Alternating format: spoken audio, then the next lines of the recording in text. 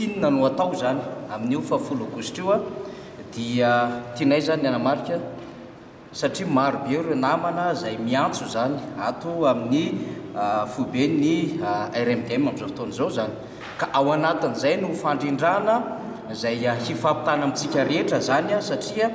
dia efa maro ireo fanasana zany efa miparitaka dia teny zany zay hoe misy asambomera ho atao ao anatin'izay hetsika ho amin'ny 10 aogositra izay satria izahay dia ao anatin'le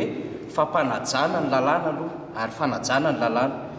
izahay ihany koa dia ao anatin'le fikaroham-baolana ho an'ny mahasoa ny firenena ka misy asambomera enina zany ho tanterahina zany amin'ny alatsinainy io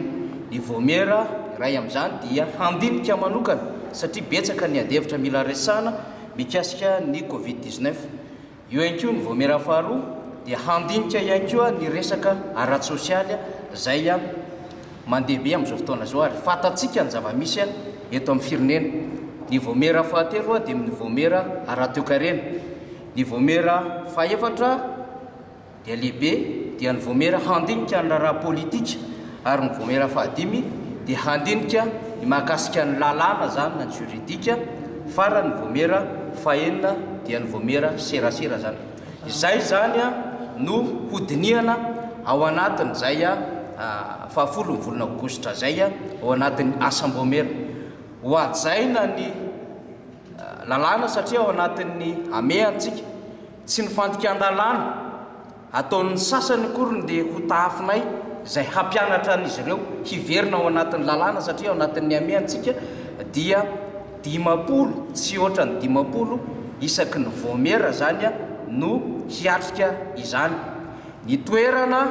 dia tsy aiza hiatrehana ny 10 ny volana aogositra fa ato amin'ny foibeny RMDM eto Belera zany no hanatanterahana ny hetsika amin'ny 10 ny volana aogositra zany manarak'izay dia misy ireo antso marobe zay azo ao anatin'ny fikarakarana ny tia fiatrehana 10 ny volana aogositra ity ho an'ny eto atoerana ho an'ny any amin'ny faritany ary ho an'ny any ivelana no izany indrindra dia no atsaraina ny serasera ka izy zany ny vidéoconférence zany hanaovana ny fifaneraserana amin'ireo namana rehetra zany zay tsy tonga eto amin'ny toerana ny antony dia hoe fatatsika ao anatin'ny amena fandaminana radio zany fa eo ihany koa hoe te hizara hevitra ireny namana ireny dia efa mandamina zay zany ny logistika eo anivony fikarakarana 10 ny volana aogositra eo ihany koa ny hoe isy ihany koa ny fandraisana ny hadevitra rehetra hoentiny eto amin'ny alalan'ny serasera ny Facebook zany zay efa mandrindra azy ny ekipa ny logistika sy ny serasera ho an'ny fikarakarana 10 ny volana aogositra io eto zany zay dia manentana sy manao antso ho an'ireo fikambanana ho an'ireo fiarahamonimpirenena ho an'ireo antoko politika ho an'ireo mpitondra fivavahana na inona sehatra finoana misy azy dia mbola malalaka ny fiatrehantsika izay